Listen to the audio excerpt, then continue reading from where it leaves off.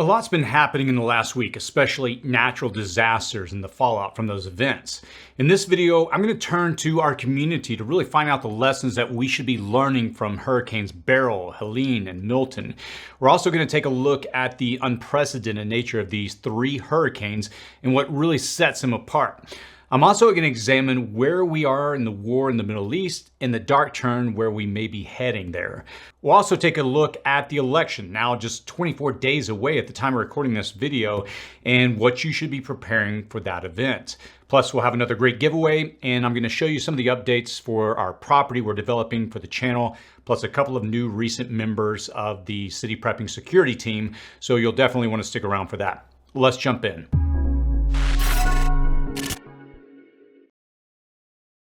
If you're new to this channel, my name is Chris, and on this channel we discuss emergency preparedness, aka prepping. Each week we try to break down the larger threats that we all see in the headlines and their potential impact, even if we're far from the conflict zone, to help you make informed decisions about what and how you are going to prepare wherever you are. Now, the recent hurricanes have allowed us to really take a closer look at the threats we face closer to home. More importantly, though, it's an opportunity to learn directly from our preparedness community about what works and what doesn't work when we face these disasters. So let's go ahead and jump in. Hurricane Milton. I recently asked on the community tab of our channel if people could post their experience with Hurricanes Beryl, Helene, and Milton.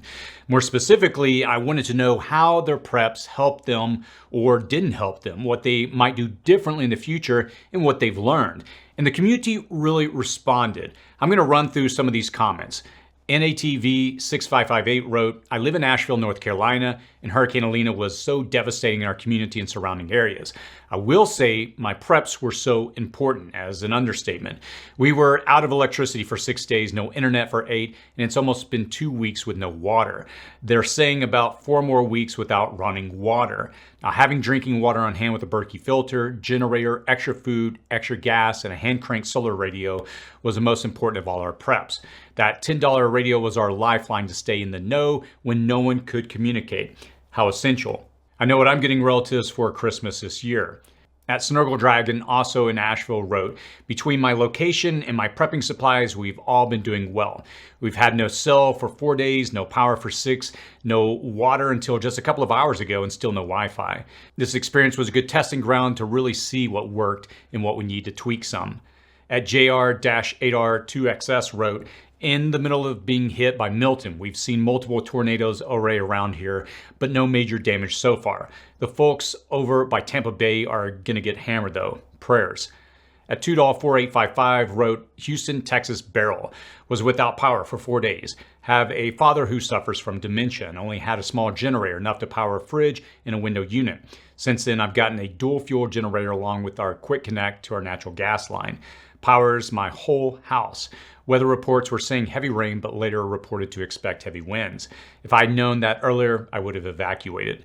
I'm going to link to the community tab of our channel down in the comments and description section below, so you can take a look at the numerous comments and learn from other people's experiences. I think there's a lot of great feedback in there. Now, what you won't see there are a lot of politics and sound bites.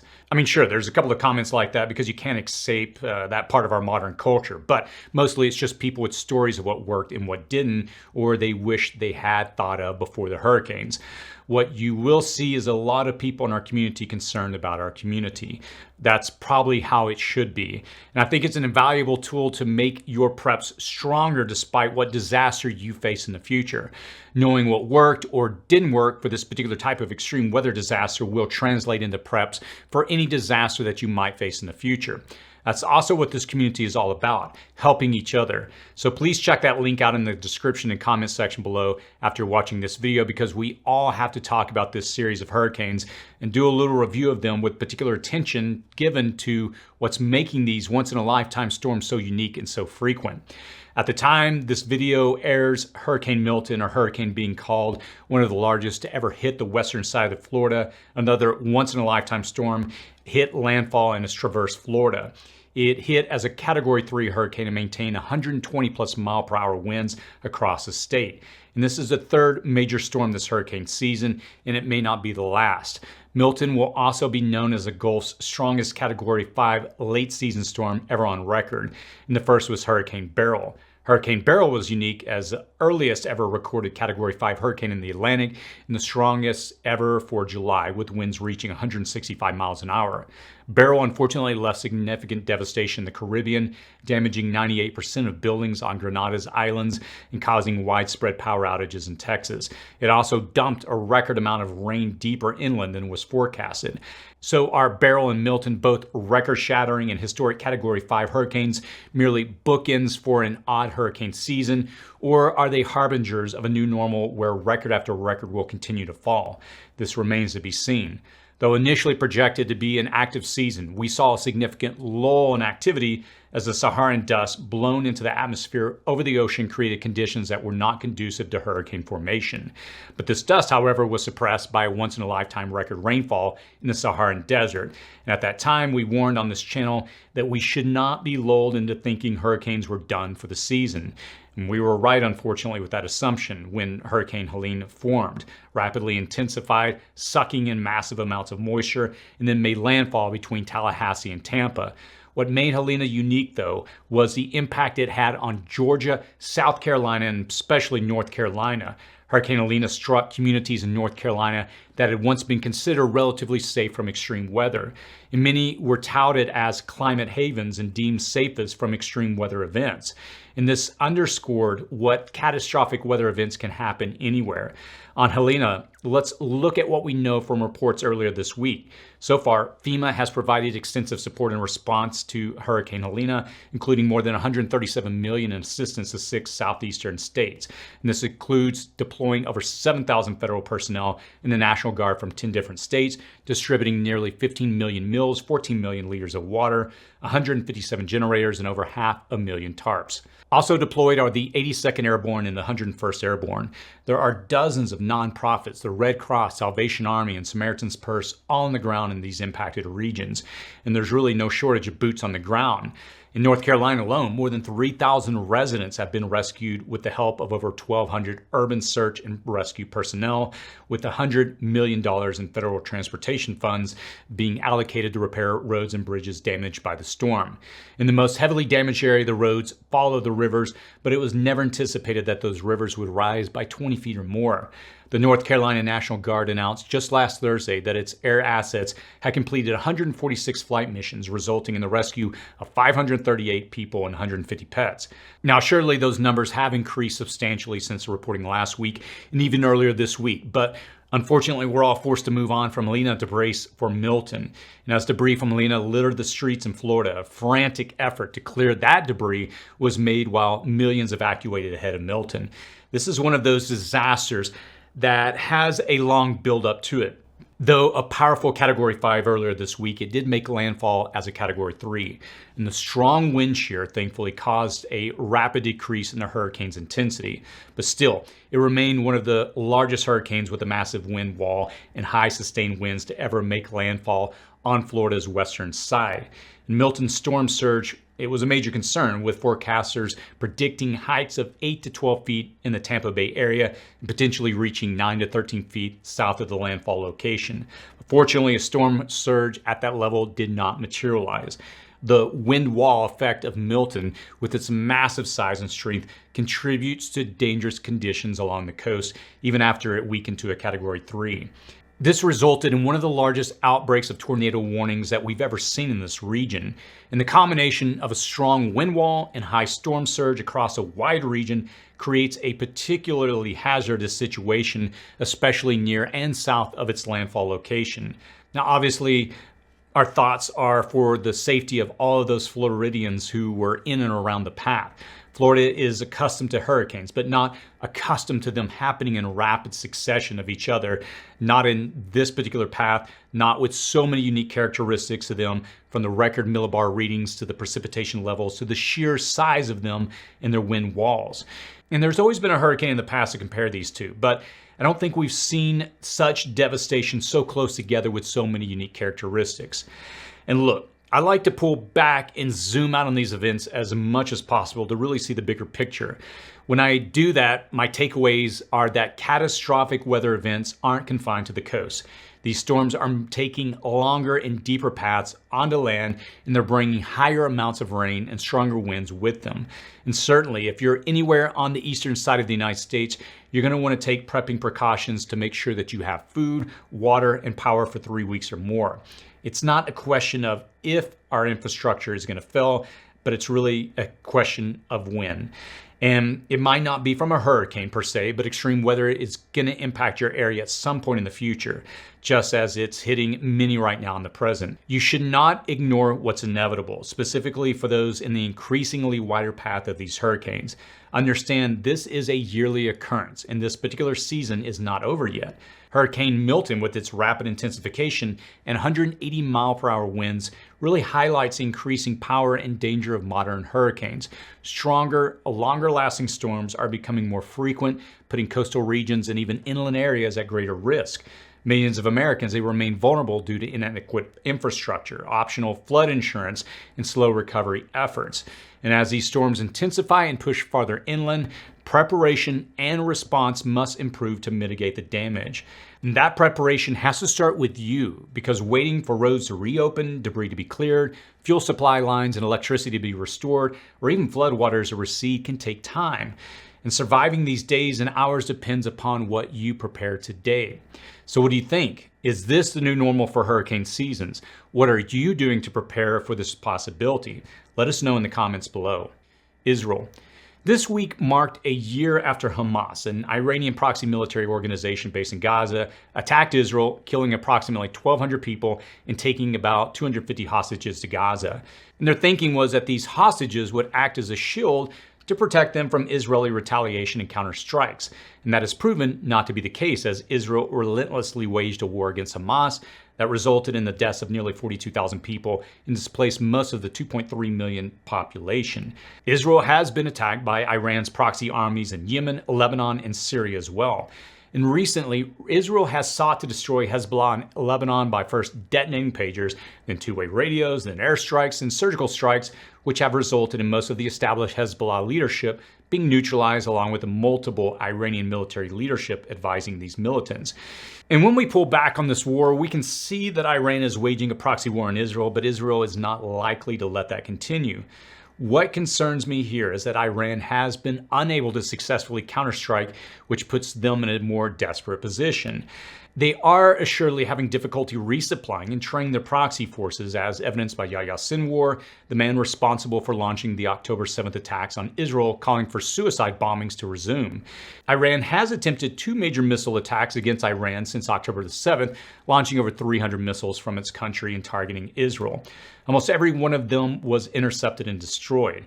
And in addition to Iran's desperation to make a statement against Israel, we know that they have transferred short-range missiles with a range of 75 miles to Russia, and they have supplied the Russian invasion of Ukraine with thousands of Shahed 136 suicide drones. Now the question here is, to what end? What are they going to get from Russia in exchange for these arms deals? And I think that's the big question. We know gold ingots, likely from Russia's plundering of Sudan, are involved, but what other promises will Iran secure from Putin?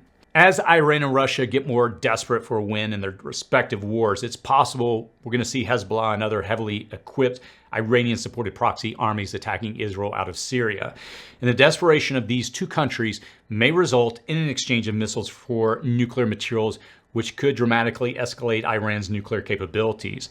And while we hope not to see that, I think it's inevitable we will see an Israeli strike by air or surgically on weapons facilities or infrastructures in Iran, and this could ignite war across the entire region.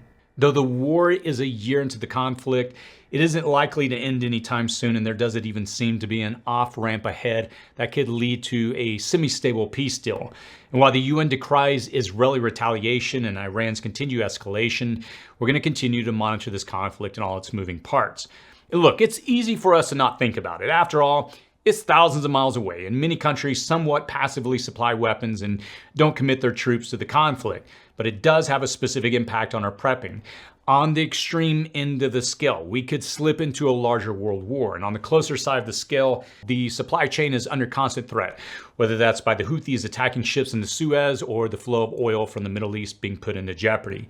Your best protection from both of these possibilities is to build your essential preps. Your preps provide some certainty to your future when the rest of the world continues to be steeped in uncertainty. So what do you think?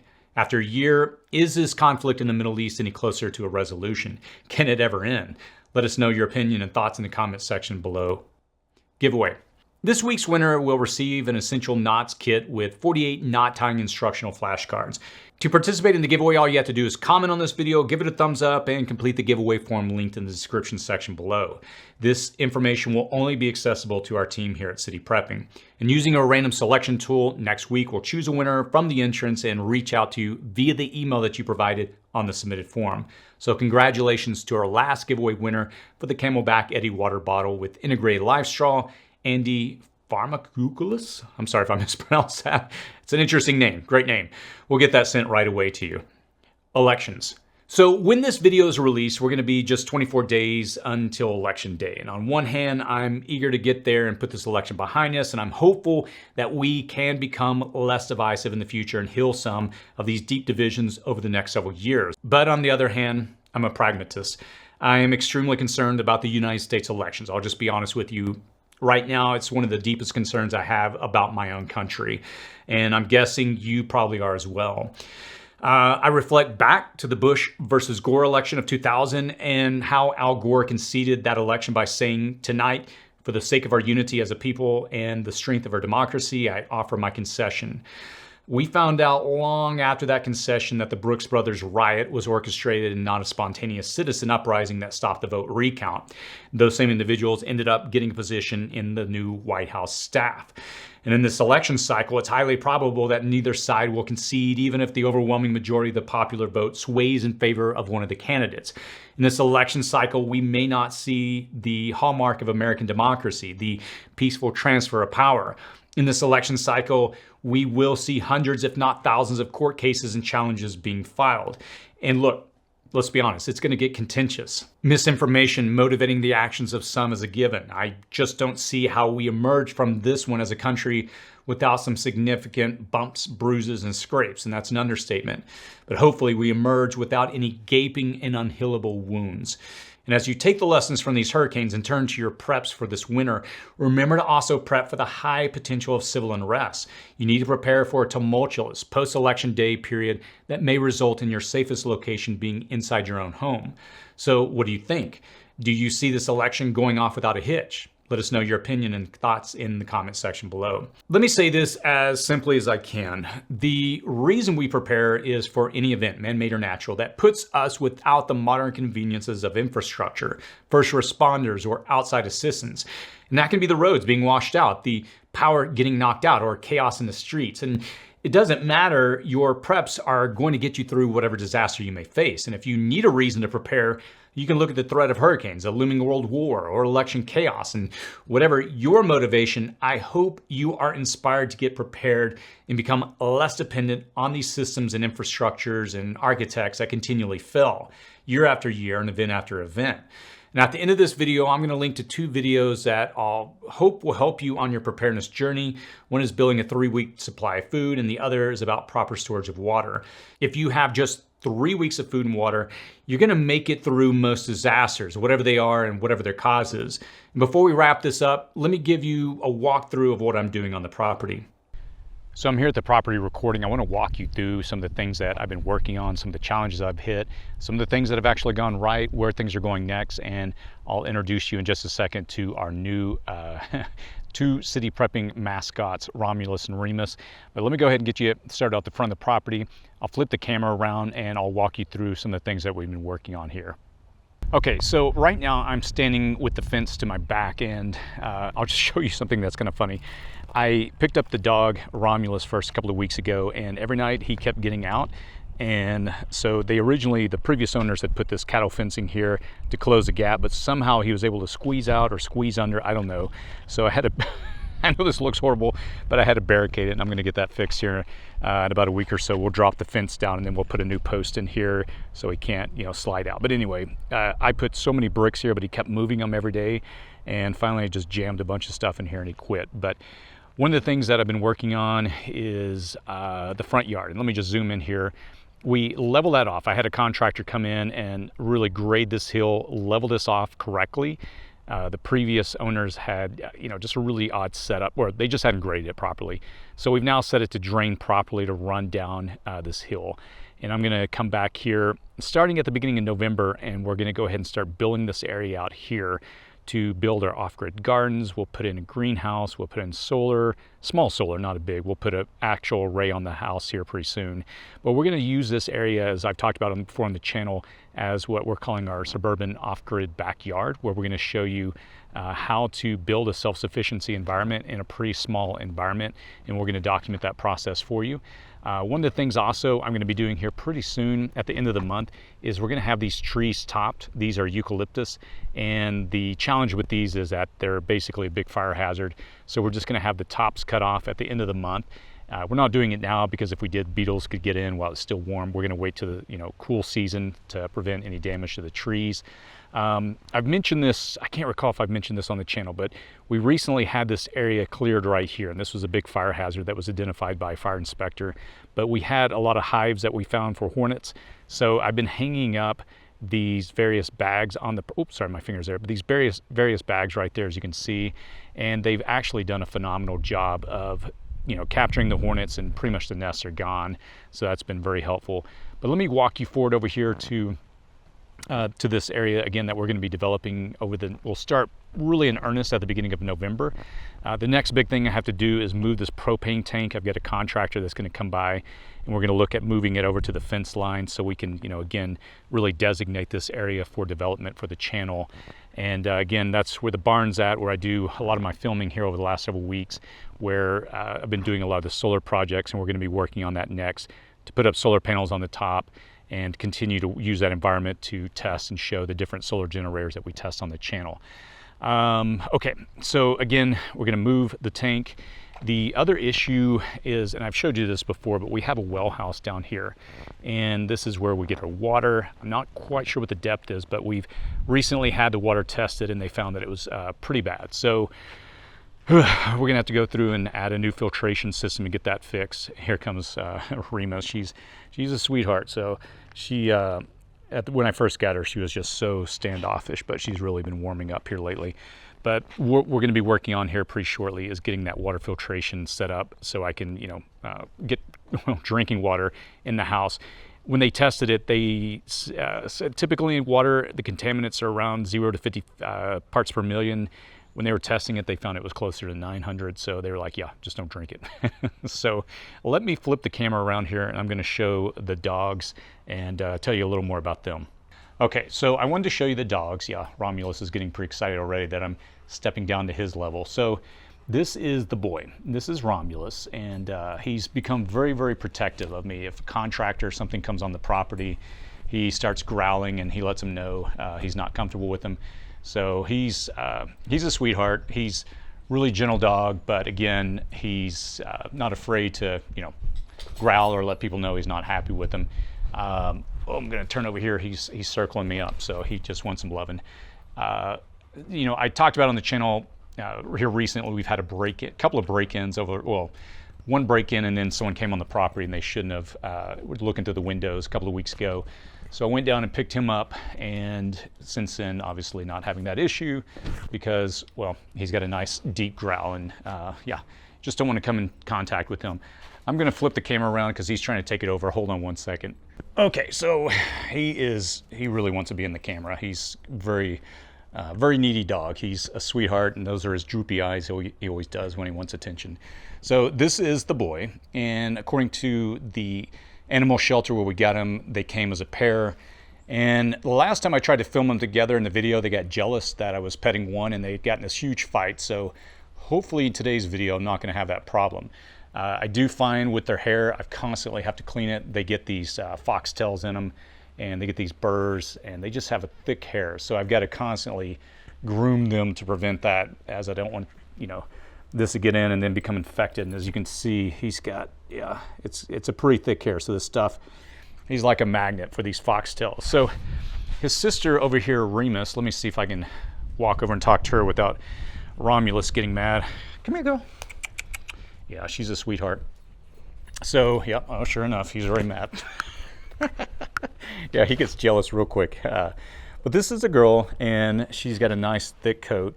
And again, they're both really, they're starting to chill out a little. We had him fixed last week, and I'm hoping that that will kind of calm him down, because you can tell he's pretty jealous. If I start interacting with her, he gets mad and he'll start biting her. And so far, nothing severe, but again, he's usually kind of pushing her away and just wants my full attention. Yes, I see you.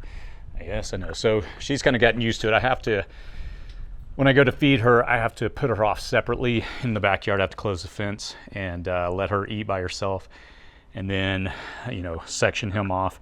Otherwise, he gets, you know, pretty pushy with her and tries to take his food. But they are, everything I've read about them, they're Grand Pyrenees. They're very loyal dogs. And, you know, they've, I think, really started to adapt to the property. They just guard it, walk around every night on the security cameras. I see them doing circles around the property, which is exactly what I want. So these are the new additions to the channel. You can see he's got some pretty big paws here. He weighs about, I think, 65 pounds. For a Grand Pyrenees, that's not heavy. They can get 100 plus easily, but he's a good size. He's manageable, and again, let me see if I can get her to come over. Come here, girl. Yeah, she's done. She knows the deal. She knows he's pushy. But yeah, I can definitely tell they're going to require a lot of maintenance, and just overall great dogs. So that's what's going on the property. These are, you know, my new projects. Again, the dogs, they're requiring a lot of attention. I have to come over and feed them a lot, but they're getting settled into the property, and just overall, they've also allowed me to meet the neighbors, because when he was escaping several weeks ago, I had to keep going over to the neighbor's house to pick him up. So that gave me a good opportunity. Yeah, I see. That gave me a good opportunity to actually meet the neighbors, and you know, he's just a big sweetheart. But overall, things are going really well in the property. Again, we'll really get going here pretty soon once November starts to build out a lot of this. Once things start cooling off and we can develop that front area that I was showing you a second ago. Again, a lot of it just waits to top those trees off. But that's kind of in summary where we are with the property. Can't think of anything else major, but I'll keep you posted as we have new developments. And my goal is every week to kind of give you a quick summary overview of what we're doing, so you can kind of follow along and see the progress. And the goal is to show you as we learn, as I learn. I say we because I have a team of you know, editors, stuff behind me that, you know, help keep things moving. But as I'm learning, there's going to be a lot I've got to figure out. But my goal is to show you the process so you know what to do if you want to develop your own area out, especially even if you live in a suburban area. That's the point, is we're going to try to show you how to do it even in a small space. So let me try to end this video as I always do with a word of encouragement. I know there's a lot happening. Unfortunately, our nation is going through some pretty tough times, and there's challenging times ahead for sure. But I always try to find, again, I don't like to focus on the problems. I've shared this many times before on the channel. I used to do a lot of Zoom calls with corporate clients when I had my other business. I just closed that business down, 10 days ago after 17 years. And now I'm pivoting my entire team from that company and bringing them over to City Prepping. We're going to really try to grow and expand things to just try to rise to the occasion of everything happening in the world, to continue to provide you with useful information and content. Having said that, I've been on a lot of Zoom calls and with corporate clients, and it just used to drive me nuts when I just listened to people drone on and on and on. I was like, hey, can we just get down to the brass tacks? What do you want? What solution are you looking for? What are we trying to solve? What problem are we trying to solve? Let's address that, move on. The rest can be handled in email, right? Again, my mind tends to go toward what is the solution? And that's why I have identified as a prepper years ago, because I see the world that we live in. I believe that my personal take is that we are in a time of, I don't know, whatever you want to call it, the fourth turning. There's so many different phrases. We're in a time where the world is changing. There's a lot of, and again, when I say the word threats, I'm not throwing that out there to try to scare you, like be scared. I mean, I'm not scared. I realize the world's changing. And having run two businesses now, the thing that I've learned very quickly with changes, and when you see changes on the horizon, is you've got to prepare and position yourself, your business, your employees to weather that storm. And as we look to the future and we can see so many issues playing out, again, I try not to focus on the what, but the how. Pulling back here, again, what I'm trying to say in all this is, what are we doing? How do we reduce that anxiety, that fear? Simple. We do what we do. We prepare, we put plans in place, we get our supplies ready. Does that guarantee that you're gonna make it through? No. But it's always in my mind a numbers game. I feel so bad for the people in North Carolina. I've seen some of the photos of houses that were sitting 25 feet above a river. There's one picture in particular that I'll never forget. It's kind of a rock formation. There's a house and there's a river down below, 25-foot elevation. They showed the before picture and after when those floods came through and that house was halfway submerged. And I mean, there's nothing you can do to prepare for that other than get out of there and have a plan, and have the gear. And I mean, that in and of itself is a plan, but you're not gonna be able to withstand that. And what am I trying to say? We have to build contingencies. We have to build plans. We have to prepare ourselves. I'm a father of 3, and it is my responsibility to take this role. I mean, my wife, she is phenomenal. She takes on so many tasks and responsibilities in our family, but this is kind of my thing. This is what I love to do, and she's happy to support me in it. But the point is that we have built a plan for our family. We know how to handle these various scenarios. I live in an area that's prone to fires and earthquakes, and yeah, those are our 2 biggest threats where I live. And so we have a plan in place for these various scenarios and other potential contingencies. So my encouragement is this: continue to do what you're doing. You're on the right track if you're preparing. If you're new to this and you see everything playing out and you're like, well, what do I do? We've got plenty of videos if you go through in our library. All you have to do is just sort through or search in our video library for water, food, bugging out. We've tried to cover everything on this channel because at the end of the day, I just want to see people practically prepared. And I'll finish by saying this: there's nothing that fulfills me more than to hear the comments that I've read on the community tab after asking, what did you learn? And I've gotten so much feedback from people that have stated that the content that we put out has enabled them to prepare and weather the storms that they've gone through. And that's all I could ask for. And so this channel, I feel like we're just beginning. I feel like we're entering a new phase, and I'm excited to grow with you. And so stay encouraged. Again, I know a lot's happening, but we're gonna make it through. If you have any thoughts or feedback, feel free to post those below. And as always, stay safe out there.